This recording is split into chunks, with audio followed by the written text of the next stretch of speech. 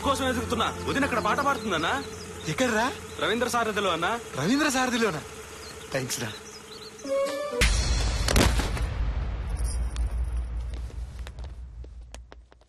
నీలు నీలు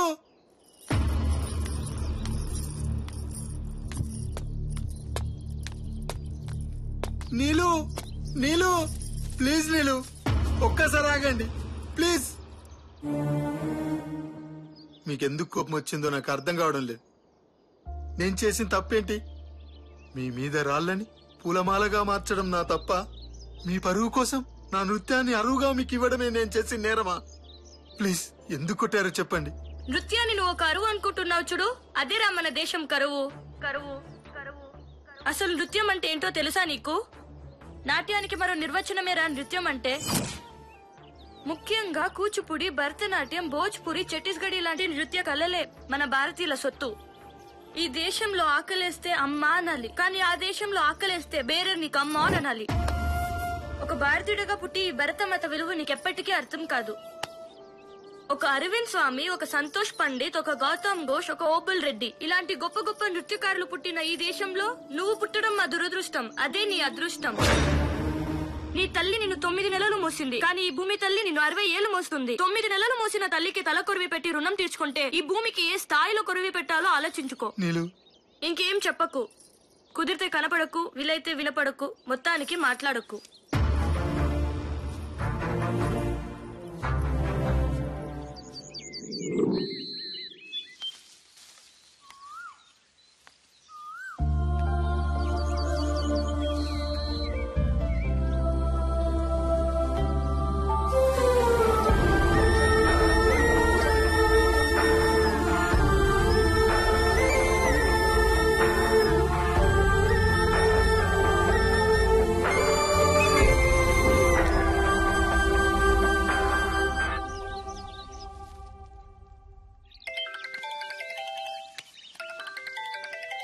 నీతో కొంచెం మాట్లాడాలి, పైకి రా.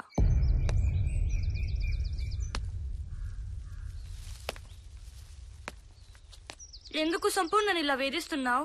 నేనేం పాపం చేశాను? ఏం కావాలి నీకు? నన్ను క్షమించడం. చూడు సంపు, నీకు భారతీయత, నృత్యం గురించి చెప్పడమే నా ప్రయత్నం, ఆశయం. ఆ ఆశయంలో నీకేమైనా గాయాలు తగులుంటే నన్ను క్షమించు. చూడు నీలు, జీవితంలో ఒకటి గుర్తు పెట్టుకో. చేప సముద్రంలో బ్రతికినంత మాత్రాన దానికి ఉప్పు రుచి గురించి తెలియాలని రూలేమీ లేదు. అలాగే నేను ఈ దేశంలో పుట్టాను.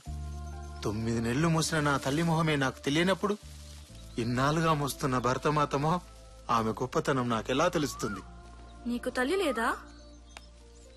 ఉంది, కానీ ఆమె ఎలా ఉంటుందో నాకు తెలియదు. మరి తండ్రి? అతను ఎలా ఉంటాడో నా తల్లికే తెలియదు. మరి ఎలా పెరిగావు? రైల్వే స్టేషన్ లో పేపర్లు ఏరుకుంటూ బ్రతికేవాన్ని. దాహమేస్తే కన్నీళ్లు ఉగ్గిన్లో పోసుకొని దాంతో దాహాన్ని తీర్చుకునేవాన్ని. ఒంటి మీది బట్టలకు నిప్పంటించుకొని ఆ వెలుతురులో చదువుకునేవాన్ని. పొద్దున్నే ట్రైన్ లో ప్యాసింజర్ల దగ్గర పళ్ళు తుమ్ముకుంటానని టూత్ పేస్ట్ అడుక్కొని దాంతో కడుపు నింపుకునేవాన్ని. అలా కష్టాలు పడుతున్న నాకు ఒక రోజు ఒక పెద్దాయన కలిసి ప్రతి మనిషిలో టాలెంట్ ఉంటుంది, అదేంటో ఇన్వెంట్ చేయాలన్నాడు. ఆ రోజు నుంచి నేను సశక్తితో ఎదిగాను. ఎలక్ట్రిక్స్ లో నాకున్న పట్టును ఈ లోకానికి చాటాను. ఇంత పెద్ద మహానగరంలో పెద్ద పెద్ద ఇంజనీర్లకు సైతం అంతుపట్టని సమస్యలు నేను తీర్చాను. అయినా ఏదో లోటు. ఈ సంపు జీవితంలో సంపంగి పువ్వులా నువ్వు వికసించే వరకు. ఏమంటున్నావు సంపు? నా వెనకాల ఎంతో మంది అమ్మాయిలు పడ్డా నేను మాత్రం నీ వెనకాల ఎందుకు పడుతున్నానో తెలుసా? నీ రూపం ఆపం, నీ నవ్వు పుష్పం, నీ ప్రేమ వడగాలి, నీ చూపు చిరుగాలి. నేను నిన్ను ప్రేమిస్తున్నాను నీలు. పర్వాలేదు, టైం తీసుకుని ఆలోచించి చెప్పు. నీ అంగీకారం కోసం ఎదురు చూస్తుంటాడు ఈ సంపు. ఆలోచించడానికి ఏం లేదు సంపు. నేను నిన్ను ప్రేమించడం లేదు.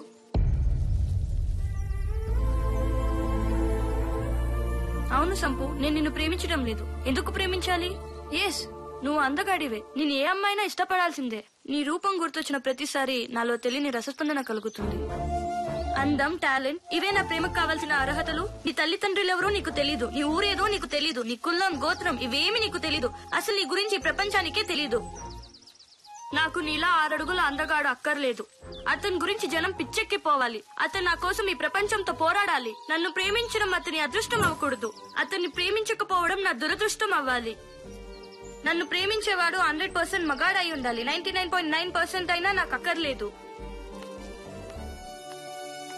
నన్ను మర్చిపో సంపు.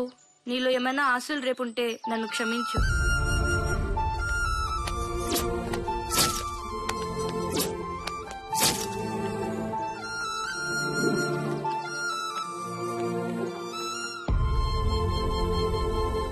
ఎందుకు ప్రేమించాలి?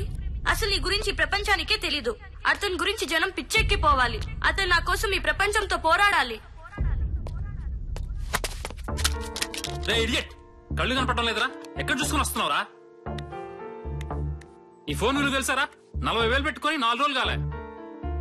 అమెరికా ఫోన్ రా ఇది. నా భార్య మంగళసూత్రాలు తాకట్టు పెట్టి మరీ కొన్నాను రా. చూస్తే అనాథ విధవలా ఉన్నావు. అయినా భార్య విలువ నీకేం తెలుస్తుందిలే. అమ్మా బాబులు కనేసి ఊరి మీద పడేస్తారు. పోయేదాకా తెలియదు ఎందుకు పుడతారు.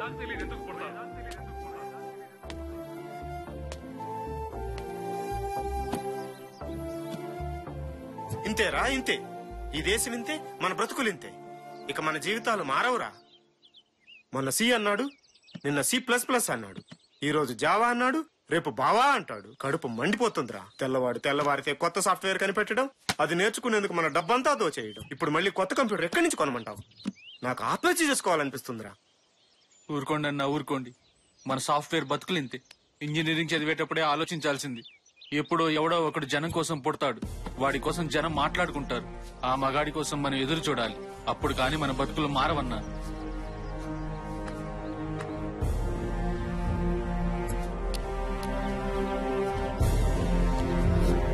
తెల్లవారితే కొత్త సాఫ్ట్వేర్ కనిపెట్టడం, అది నేర్చుకునేందుకు మన డబ్బంతా దోచేయడం. ఇప్పుడు మళ్ళీ కొత్త కంప్యూటర్ ఎక్కడి నుంచి కొనమంటాం? అన్నా, మీరేంటి ఇక్కడ?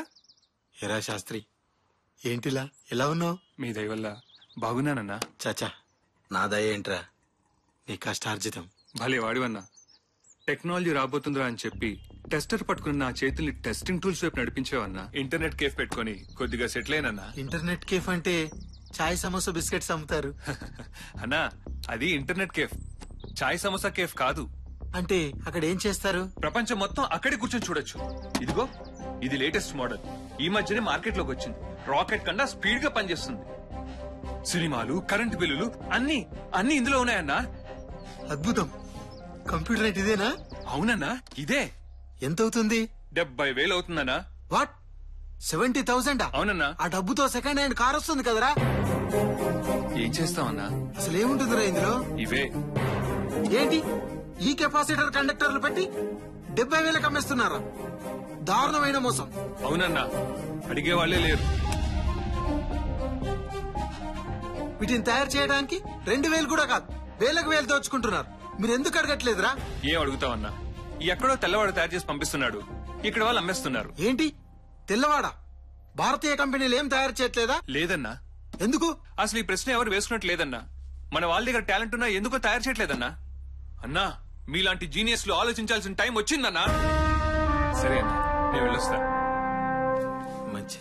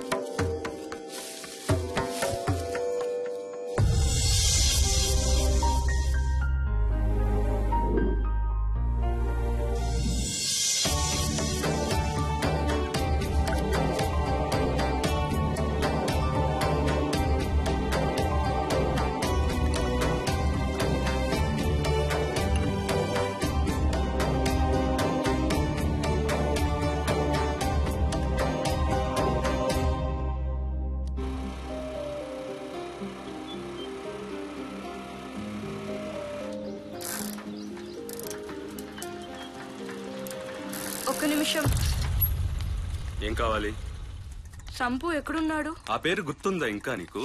ప్లీజ్, ఏదో పొరపాటున. పొరపాటు కాదు, అలవాటు. భారతీయత సంస్కృతి అని చెప్పి అన్నను అవమానించావే, సాటి మనిషిని అవమానించటమా భారతీయత? లేదా ప్రేమించిన వాడు మనసు తెలుసుకోకుండా బాధ పెట్టడమా సంస్కృతి? అసలు అన్న గురించి నీకేం తెలుసని? అమ్మా నాన్న లేక రోడ్ల మీద తిరుగుతున్న మమ్మల్ని చేరదీసి పెంచాడు. ఎవరైనా అరిటాకులు పప్పు వేసుకుని తింటారు, కానీ మా ఆకలి చూడలేక ఆ అరిటాకుతోనే పప్పు ఉండి మా ఆకలి తీర్చిన రోజులు చాలా ఉన్నాయి. తను టీలమ్మి మాకు టీకాలు వేయించాడు. ఆకలిస్తే అమ్మలా ఆదరించాడు, నకరాలిస్తే నాన్నలా మందలించాడు. అలాంటి మనిషి నువ్వు అవమానించింది. నీకు 100% మగాడు కావాలన్నావే, ఆ 100లో కూడా 2 సున్నాలున్నాయి. అయినా అన్న 100 కాదు, 1, నెంబర్ 1. మగాడికి మీనింగ్ డిక్షనరీలో రాయాల్సి వస్తే అక్కడ ఒక సంపూర్ణేశ్వర అన్న పదం తప్పితే సృష్టిలో ఇంకే పదం సరిపోదు. అన్న నీకు కనిపించడు, మర్చిపో. తప్పు చేశాను, నన్ను క్షమించమని నా సంపుని అడగాలి. ఎలాగైనా సంపు ఎక్కడున్నాడో చెప్పండి. ఇలా బతకడం కంటే చావడం మేలు అనిపిస్తుంది. కళ్ళు మూస్తే కలలో ఉన్నాడు, కళ్ళు తెరిస్తే కళ్ళ ముందున్నాడు. తనని చూడకుండా ఒక్క క్షణం కూడా ఉండలేను. ప్లీజ్, ఎక్కడున్నాడో చెప్పండి. ఎక్కడైతే నువ్వు అన్నని చెంపదెబ్బ కొట్టి అవమానించావో అక్కడే యావత్ భారతం ఆయన్ని సత్కరిస్తుంది. తనని నేను ప్రేమించాను. తన గురించి ప్రపంచం గొప్పగా మాట్లాడాలని నా కోరిక. నిజమా వదిన? అయితే వెళ్ళండి వదిన. అన్నయ్యకి ఈ విషయం తెలిస్తే చాలా ఆనందపడతాడు. త్వరగా వెళ్ళండి. థ్యాంక్స్.